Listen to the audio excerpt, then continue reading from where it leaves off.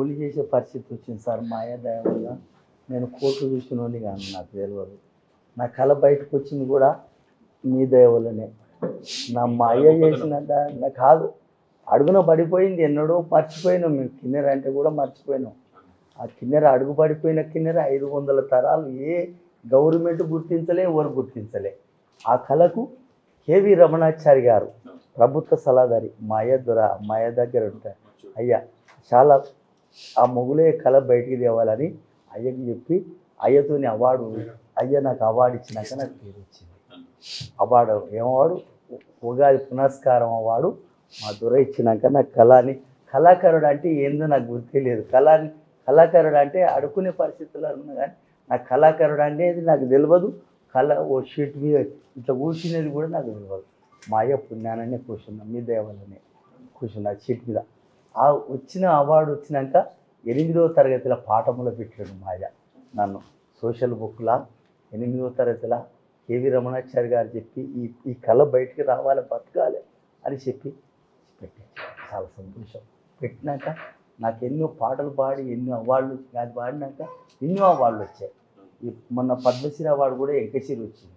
కానీ చాలా అవార్డులు పొందినాక ఫస్ట్ నాకు అవార్డు వచ్చాము తెలంగాణ వచ్చినాకనే వచ్చింది నాకు అవార్డు. నాకు అవార్డు ఇచ్చినాక గొప్ప పేరు వచ్చినాక మన శ్రీనివాస్ గౌడ్, పాలమూరు శ్రీనివాస్ గౌడ్ 10,000 పింఛన్ చేశాడు నాకు. మొగులేకి ఇవ్వాలి, మావిడాని కృష్ణ డైరెక్టర్ గారు మాట్లాడుకొని మొగులేకి 10,000 ఇవ్వాలని చెప్పి అయ్య చేసినప్పుడు నేను మా అయ్యదే దీపం నాకు ఆ 10,000 కూడా చేసింది. నా పిల్లగానికి బాగలేక చచ్చేటట్టు అయ్యి ఇంక చచ్చిపోతాడంటే 18, నాకు 9 మంది సార్. నాకు 3 చచ్చిపోయింది బాగలేక, గుండె నీరు వచ్చేవాడు, అది బాగాలేదు. ఆ కొడుకుకు బాగాలేకపోతే మీకు ఆమెతో అయితే కేవి రమణాచారి గారు ప్రభుత్వ సలహాదారు మా రమణాచారి గారు మన సాయి కృష్ణ హాస్పిటల్ వేసి 18 రోజులు అందులో ఉంచి 2 లక్షలు కట్టారు. ఆయన్ని 2 లక్షలు కట్టి పిల్లలుగా లోడు పాముంటారు బతకమని బతికించండి. బతికేసి జీవితాంతం గోళీలు వాడాలి. ఇంకా అయిపోయింది. జీవితాంతం ఒక్కనాడు వేసుకోకపోతే కింద పడిపోతారు. ఏడాది రాసేసి మొన్న చేసి మన ఒక్క కొడుకు పుట్టాడు. ఇప్పుడే ఒక కొడుకు పుట్టాడు.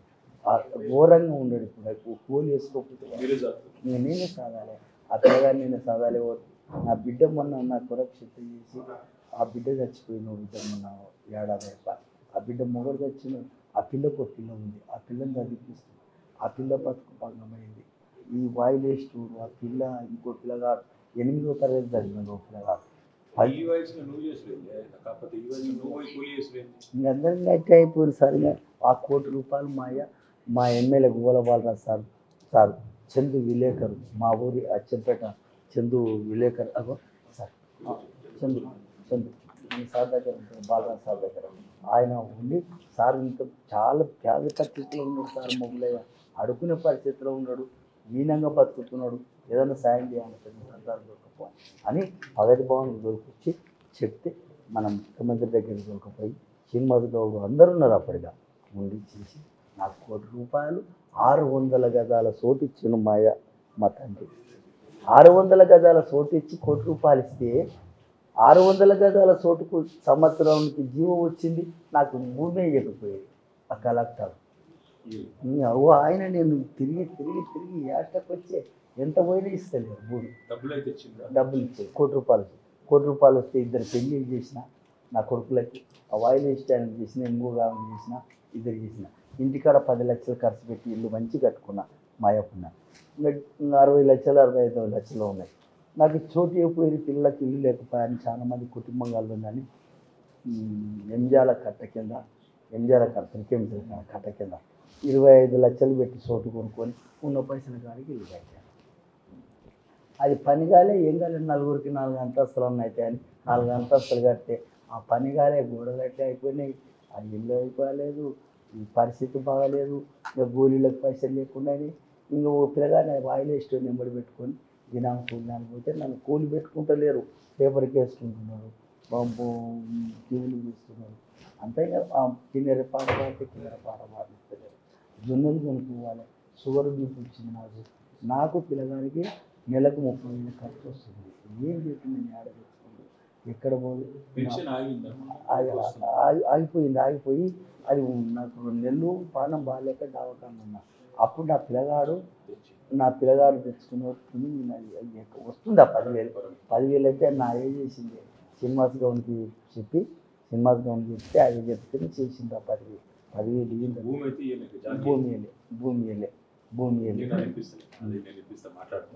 అప్పుడే గవర్నమెంట్ ఆర్డర్ వెళ్ళింది వచ్చింది కాదండి. జీవో వెళ్ళింది రంగారెడ్డి కలెక్టర్ తర్వాత ఎంబడి పడలేదు.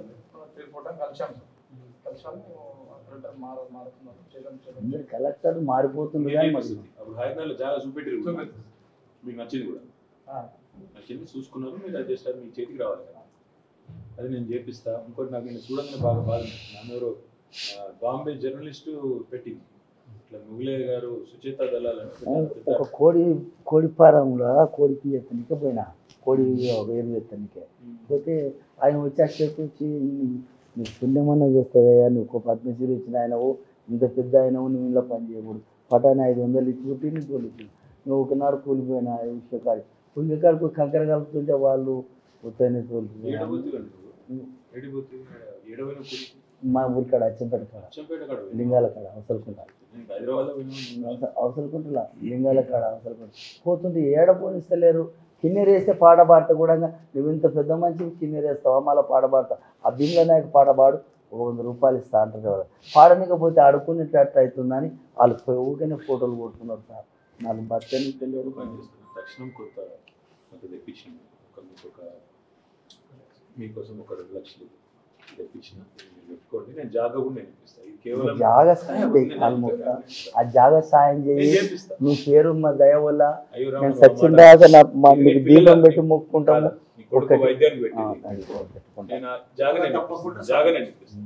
నా పిల్లలకు మటుకము నాకు ఆ జాగ వచ్చిందంటే చాలు నా పరిస్థితి. అన్న నెంబర్ తీసుకో, వివేకానంద నెంబర్ తీసుకో. రంగారెడ్డి కలెక్టర్ కూడా నేను వివేకానంద మేము పడతాం. నేను ఏ గవర్నమెంట్ అడగలేదు, కలెక్టర్నే అడిగిన. కలెక్టర్ మారిపోతుండ్రు కానీ జాగా ఇస్తారు. అప్పుడు ఎలక్షన్లు వచ్చినాయి, మార్పేరు రకరకాలైంది, అది మర్చిపో. ఇక నువ్వు ఒకేం లేదు, చందు వెంబడ ఇక వివేకానంద వెంబడ పడతాడు. నేను వివేకానంద కలిసి చేస్తాను. నాకు వదిలిపెట్టాడు. నాకు ఇచ్చినావు అనుకో, నేను ఆ ఇల్లు అమ్ముదామని అనుకుంటున్నా. అది కాలే కదా, అయితే లేదు కదా అని సంతోషం. నాకు చాలు. నా పిల్లలు మీ పుణ్యాన ఇల్లు కట్టుకున్న కోట్లు అంటే నేను చూడలే, లక్షలు కూడా చూడలే. నేను వరంగల్, కరీంనగర్, హైదరాబాద్ 14 ఏళ్ళు మట్టి పని చేసి వచ్చిన. కాకతీయ కాలువకు బొగ్గులు వచ్చినాయి. కాకతీయ కాలువకు 150 రూపాయలకు ఒక నెల మోసినాం. కాకతీయ కాలువకు మెదకులకి ఇట్లా నా కష్టం చేసి బతికి చాలా ఘోరంగా ఉండ. మీ దండం పెడతా. అయ్య పుణ్యాన నాకు పేరు వచ్చింది. నాకు కళాకారునిగా కాను నేను అడుకునే పిచ్చగానే అయిపోయినా. కానీ నా పరిస్థితుల్లో నాకు సార్ నిలబెట్టినందుకు ఆ సార్ దయ వల్ల నాకు పద్మశ్రీ కూడా వచ్చింది. కానీ 10 రూపాయలు కూడా ఇవ్వలేవాళ్ళు. రాష్ట్రపతి ఎవరు ఈయన ద్వారా